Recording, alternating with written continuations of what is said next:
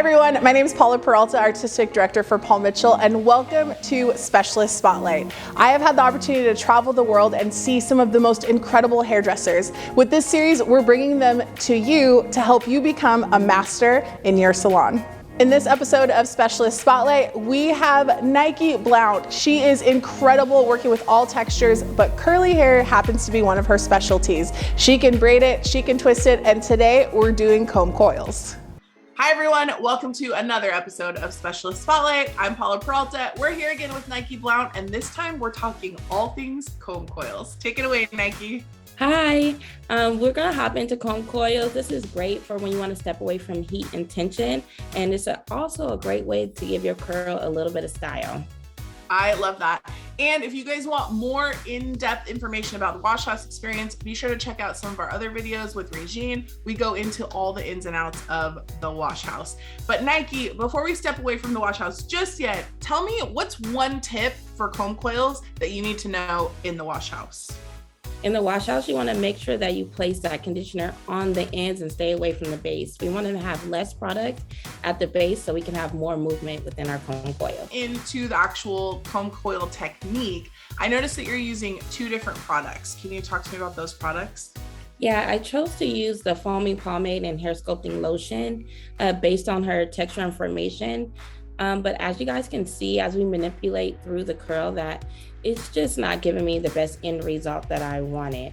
So if there's one thing that we know as hairdressers, it is that sometimes you have to pivot. Even if you know that products are working or it's the proper product for the texture and formation, like you said, you might have to adjust. One of the adjustments that you made here, I know because I was there, was that you went from cocktailing the products into layering the products. And talk to me about what those two things are and why it made a difference.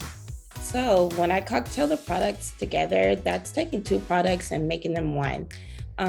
Within this situation around the hairline, the hair seems to be a little bit finer. So that wasn't the best choice to get the best end result.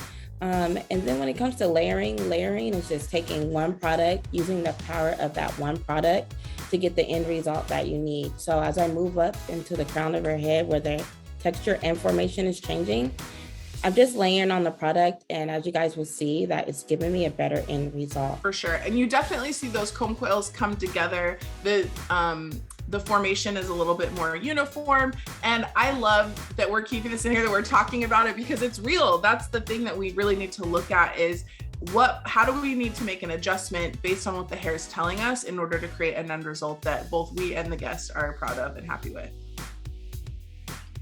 So as you get ready to maneuver the comb through, one important key is that you need to be able to control those ends as you go through your comb coils. You want to make sure that those ends are slipping through the comb nice and sleek to give you consistent comb coils through the end.